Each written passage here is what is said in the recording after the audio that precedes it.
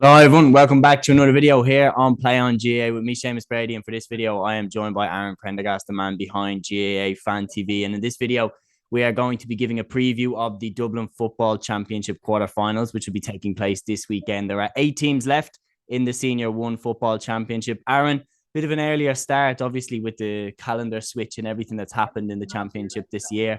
What do you make of the club championship this year and it starting so early? Yeah, like it's definitely been interesting. All right, definitely been a change of what we're used to, I suppose, with the fact that it's been starting a lot earlier than used to. But at the same time, like the Dublin Championship always throws up surprises, always throws up some great games, and I think we've seen that already. Like obviously Ballymun Kickham's the sort of annual favourites in most people's eyes, but once again falling short at an early stage. I think it was Lucan Sarsfields who beat them last year. This time, obviously, they get beat by Cuala in the final group game, lose to Ballyboden as well. And then I suppose you have the added sort of enticement of Shane Walsh playing for Kilmacud Crokes. And I was only joking with a few people earlier. I think Kilmacud Crokes might be on TV every week now, regardless of who they're playing. Like TG Carr, like have them on Saturday as well. But it's great to see, like, because I think everyone wants to see them play. And like their performance against Temple O was really good. So no, the Dublin Championship is very good. It's very competitive, and whilst a lot of people would look at Crokes as the serious favourites, like there are some really good teams in there, and even Cooler this weekend, I think, will give them a bit of run for their money. I think. Yeah, I agree. I think Cuala are coming as, a team that come from the Senior 2 Championship. They're coming in with the O'Callaghan's. Niall O'Callaghan, Conor O'Callaghan's brother, has been fantastic. You've got Mick Fitzsimons, you've got Conor Mullally, you've got Patrick O'Coffey Byrne there in midfield, absolutely lording it. They have a really strong team. Luke Keating as well in the forwards has really impressed me so far. We'll get to that game. Obviously, you mentioned about the competition, the competitive element as well. On top of that, St. Jude's and Lucan Sarsfields, 2 teams that made the semi-final last year, are both out. Jude's made the final last year. They're out as well. That just speaks to how competitive this is. Yeah, absolutely. Like, and I didn't see their game against Thomas Davis, but there were from looking at a few match reports and stuff. Like, there were 5 to 4 points up at half time, and Thomas Davis had a player sent off as well. So, like the fact that they were able to come back and win the game with a late goal from Aaron Shorten, like that really does show, I suppose, their resolve. And it's interesting with Thomas Davis. Like they're one of them teams that you look at and they don't have any like notable inter-county stars. Like I suppose Davy Keogh plays for the Hurlers, and Adam Wallach's obviously been playing for the under-20s the last couple of seasons. But like you look at them and you wouldn't really see them as big contenders around like that. But they were in the county final a couple of years ago. Like they beat Ballymun, I remember, on the way. They seem to be a really well-run club, and fair play to them. Like, and going in against Castleknock this weekend, like that'll be a very close game, but one that they'll probably fancy themselves. So yeah, it's mad. Like Jude's getting knocked out in the group stages. I don't think anyone would have seen that coming. Luke and Sarsfields, like they finished on 4 points, which would be enough in probably any other group to get them out. Like I mean, Whitehall and Castleknock both finished on 4 points as well. But obviously Luke and exit on score difference. So yeah, it's harsh on them, but yeah, it's very competitive, and that's why like it is good to see teams like Ballinteer and Cuala, Whitehall obviously as well getting to the quarterfinals. Teams we wouldn't be so used to seeing. I think it does show the competitive nature of the championship. Yeah, it's definitely injecting a new flavour into this championship anyway. And we mentioned about the Thomas Davis Castleknock game. Obviously, Thomas Davis winning that winner bust game really against St. Jude's, winning it by a point that was.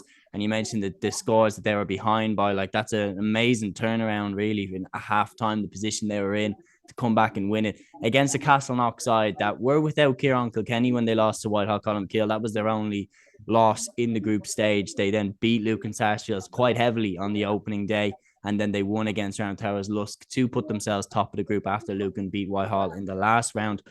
Castleknock coming into this game, how do you see them? Obviously, as I mentioned, Kieran Kilkenny's absence. They've had people like Tommy McDaniel, for me, has shown he's stepped up a lot. They've been missing the likes of Luke Swan, missing the likes of Kieran Kilkenny. How do you see them coming into this game?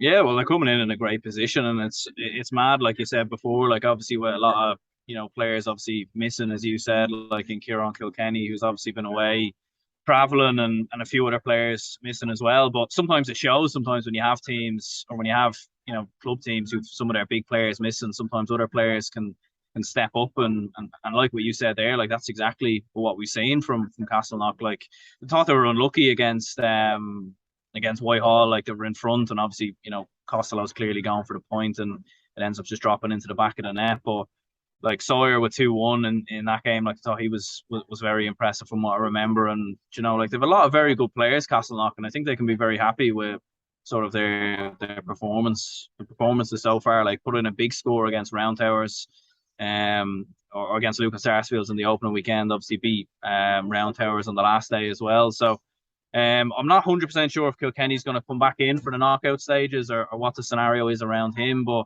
like the fact that they're in the quarterfinals, like as we said, Thomas Davis are a good team, but I think Castleknock, like I think that's a very even game. And like if you could get Kilkenny back in now for these knockout games, I mean, crucial really sort of going into those knockout stages, because as you've seen with the Dublin Championship down the years, like it's kind of like Kilmacud Crokes are probably the heavy favourites, but after that, I feel like anyone could really be anyone really. The Fianna have looked very good as well, to be fair, but I think it's gonna be a very interesting one. Yeah, and on top of that, like Thomas Davis coming in, the way that they've come in terms of that they don't necessarily have a Kieran Kilkenny. You made that point really well. So Thomas Davis are used to this. They're used to having a unit rather than a star player that they want to get the ball to as much as they can. They have the likes of Adam Waddick. They have the likes of Fionn Murray that have come through playing with the under-20s, but they really are a team.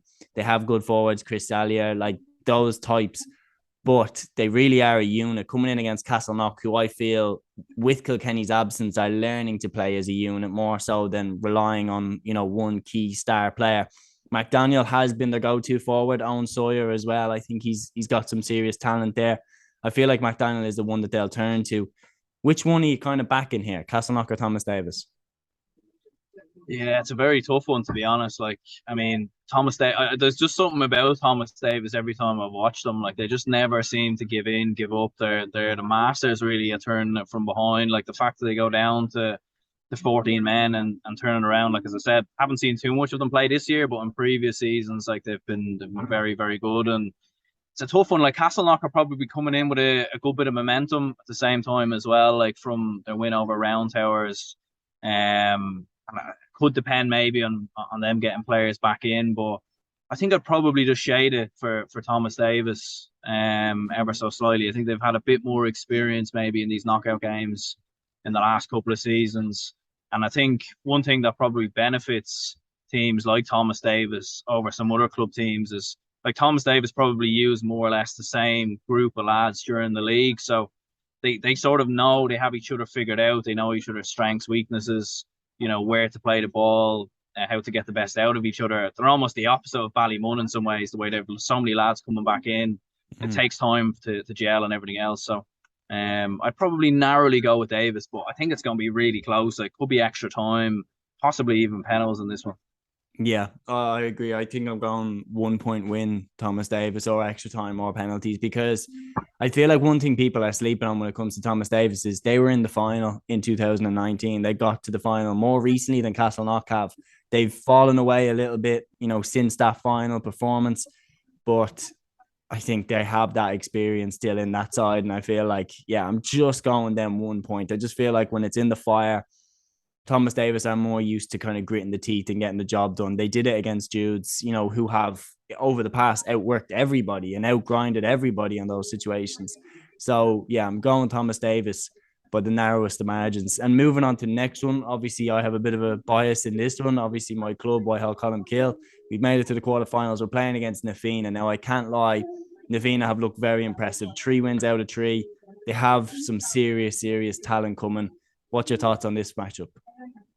Yeah, well, I suppose obviously living in Whitehall as well, I'll definitely be hoping they get the result and definitely be cheering for them as well. But at the same time, as you said there, with Na Fianna, they've looked really, really good. Na Fianna is an interesting one. They've sort of been this up and coming team the last 2-3 seasons that we've all sort of expected to make the breakthrough in Dublin, or at least make a county final, and they've just seemed to struggle to do so, really. You look at the stars they have, and Owen Merchant, obviously, Johnny Cooper, these lads, Conor McHugh, Aaron Byrne, obviously have sort of made a bit of an impact with the Dublin side over the last couple of seasons as well.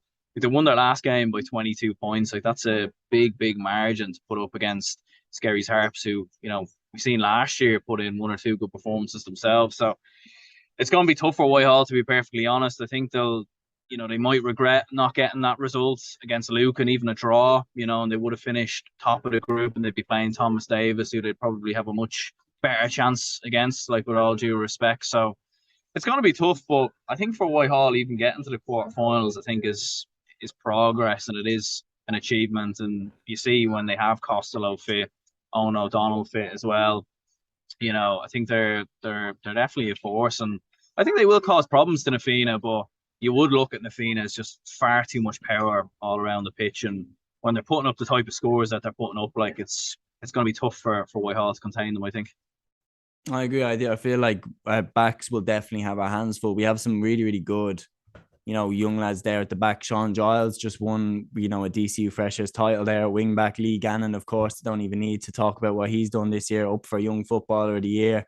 It would be interesting to see who he picks up. Will he go on Aaron Byrne? Will he go on James Doran?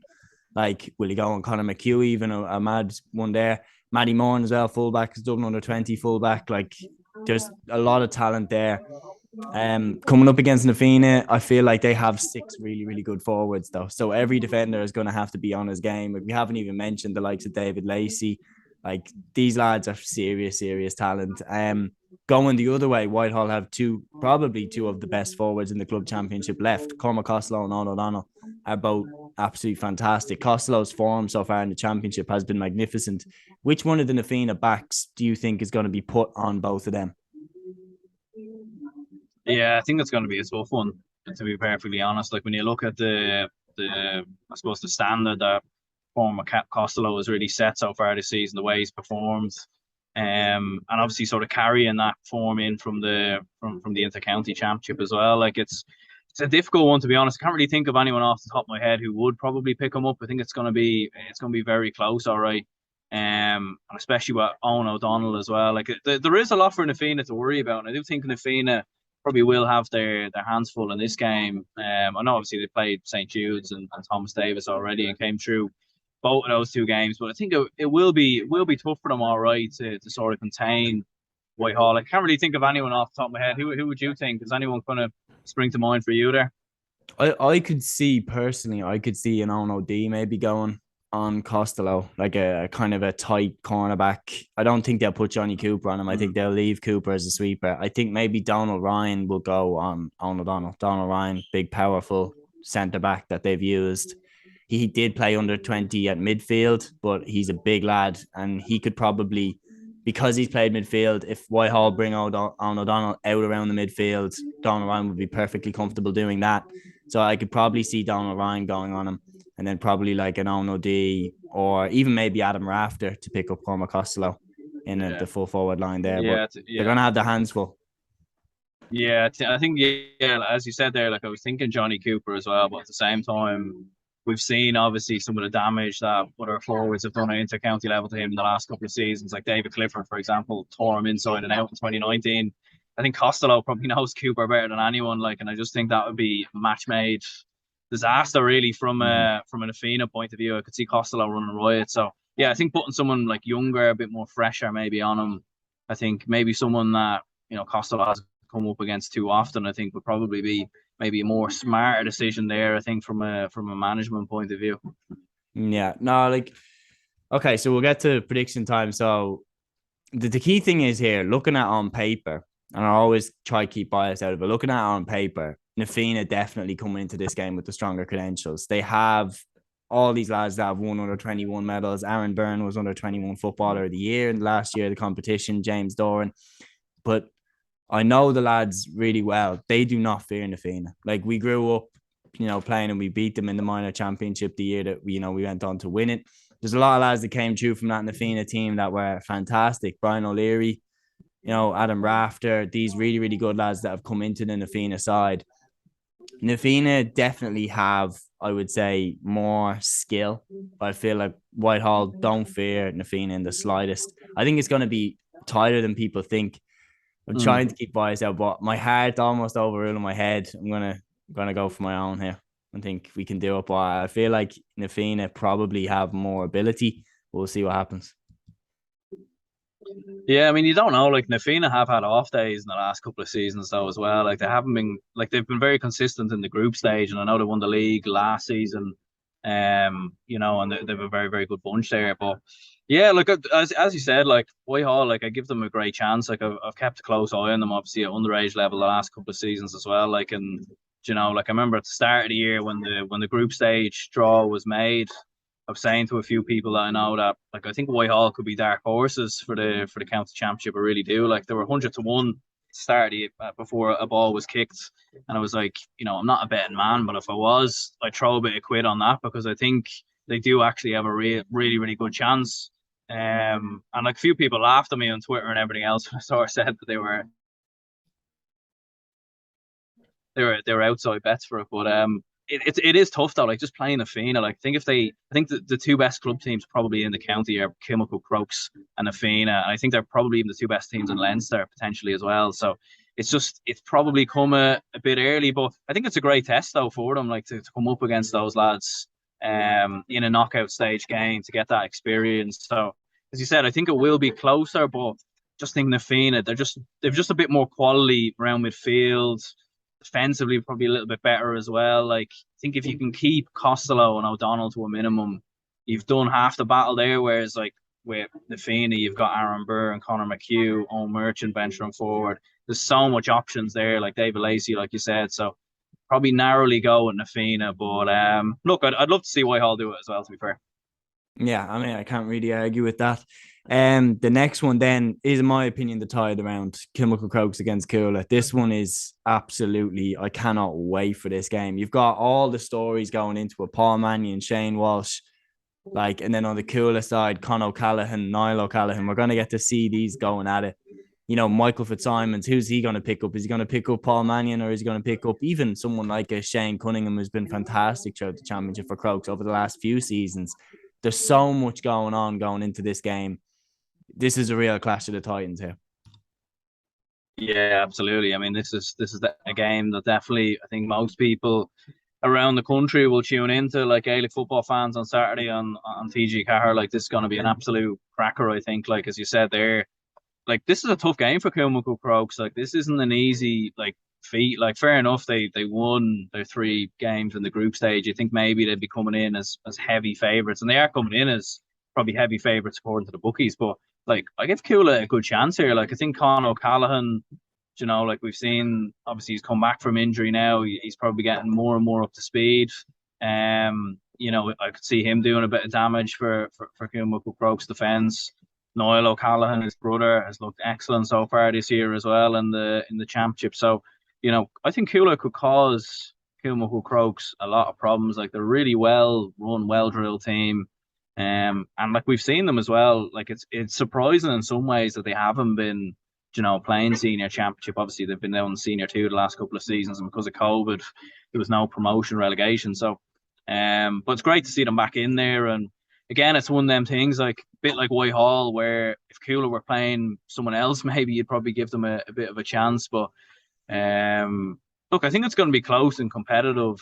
I think the interesting thing from a Kilmacud Crokes point of view is does Shane Walsh even start? I mean, like they were unbelievable against Templeogue before Shane Walsh even come on. Like I think Darren Mullen surely has to. I know he was in and around the Dublin team at one point and maybe it didn't quite work out, but I think surely he has to come back into the Dublin setup now as well. Like Desi Farrell was at the Kilmacud Crokes Templeogue game, and you're sort of just looking at it and thinking, how are more of these lads not in the Dublin team? Like I know Craig Diaz is getting on a bit, and maybe some people say he shouldn't be in the team, but surely you could have him in around the squad as an option coming off the bench. I think he's brilliant in around the middle. So yeah, there's a lot of very, very good facets, and it's going to be interesting, all right, because like Kilmacud Crokes don't necessarily need to start Shane Walsh at the moment. And having someone like that coming off the bench, like what an impact that could make. Yeah, I get what you're saying about maybe not unsettling the team, but for me, it's Shane Walsh. Like it's literally it's like having someone like Mbappe or Haaland in your team and not putting them in the starting lineup. Like, why would you have one of the best forwards in the country, one of the best forwards you've seen over the last 10 years, and not play him? Like, for me, Shane Walsh, looking more so, not even a disrespect to Cuala, but looking more so towards the future, looking towards who they might get in the semi-final should they get through this game, who they're going to play in the final should they get through the semi-final. Shane Walsh will be needed in those games. Like, Kilmacud will need to play their best team in those games. I get about the bench impact, and we've seen it over the years, like Cathal McShane with Tyrone. We've seen over the years how much good it can do to keep a player like that in reserve and have the opposition thinking about him all the time. But that first 15 minutes that Shane Walsh put up against Kerry in the All-Ireland final, like, he can do it from the start. He can do it all throughout the entire game. So I'd be saying, for me, Walsh starts, and I think Crokes win this game. But I do agree with you that I think Cuala give them a right good run for the money. And for the first year back in Senior 1 to get to the quarterfinal, I think serious progress. To get out of a group that had Ballymun Kickham's in it, fair play. Yeah, absolutely. As you said there, like with Shane Walsh, it's a difficult one for the management, all right, because like I'd say at the same time, they probably don't want to unsettle the team too much by maybe taking one of the forwards out, like a Darragh Mullen or a Shane Cunningham. But as you said, at the same time, like having a star there, you're gonna need to start him at some point, really, aren't you? Like, given his talent. So it's gonna be interesting, all right. But as you said there, I think Crokes will just have a bit more. Like, I think Cuala will cause a couple of problems. Even Luke Keaton, I thought in the game versus Ballymun looks very impressive. 1-4 on the day. So, no, I think Cuala could cause a couple of issues here, but like Crokes just have far too much firepower. Like Rory O'Carroll as well. Like, he's looking as good as ever. 2 goals the last day. Another player that, again, I think could come back into the Dublin setup. I'd take him. I know obviously he was sort of struggling with injuries for a while there, but like I'd definitely take him back in there as well. Like, you look at a lot of the lads, obviously Mannion's the obvious one in that Kilmacud Crokes team, and you think, like, there's a spine of players there who could come into the Dublin team and make such a difference for Dublin in 2023. But we'll obviously have to wait and see what happens in regards to that. But yeah, I think Crokes will have a bit more, but I do expect Cuala to give them a run for their money, and I'd be massively surprised if it was anything over 6 or 7 points. Yeah, no, I agree. I think it's going to be within that margin. I just look at the other way and I say, look, for every forward that Cuala have, Crokes have an elite defender. They've Andrew McGowan, they've Killian O'Shea, they've Keane O'Connor, they have Liam Flatman, even though I'm not even sure Liam Flatman starts for them, Rory O'Carroll. All these lads have played for Dublin over the years at senior level. Like, it's a ridiculous level of talent. They've got Dan O'Brien there as well, who I think is class there at wing back. They've got so much talent there. So I'm going to go with Crokes to win. And then I assume you've gone with them as well. That brings us on to the last game. Ballyboden St Enda against Ballinteer St John's. Now, there's an obvious one again. You'd have to look at Ballyboden as being the favourites, but Ballinteer, what kind of confidence can they take into this game? Yeah, like it's going to be tough for them, all right. Like, they finished with, I think, winning a draw. Like, finished with 3 points in total. Like, in the group, like, haven't seen too much of them play now, to be perfectly honest. They snuck through but like they snuck through, yeah. So look, it would be very tough for them. Like, Ballyboden are, they're kind of gone under the radar in some respects. Like, I think a lot of people are focusing on Crokes and Nafina as the 2 main favourites. Like, it's a weird one with Ballyboden because they do obviously have the Basquels, as we've seen before. I mean, I know Conal Keeney's still sticking it out at the minute as well. Like, seeing him at the weekend with the hurlers. Like, so. It's going to be an interesting one, all right, for Ballinteer. It's going to be tough for them, I think, to sort of contain the Basquels, especially with their quality, which we've seen them produce down the years for Ballyboden. But like, it's weird with Ballyboden. At the same time, they do have this odd performance in them where they sort of just seem to completely switch off. And we've seen them do it, like, against Ballymun there, 2 years ago. Last year against Crokes, they weren't particularly brilliant. So they do have a habit of having off days and being inconsistent, but yeah, like, I think you do see shocks every now and again in the Dublin Championship. I think Luke and Sarsfields were a big one last year, but can't really see Ballinteer doing that here, unfortunately.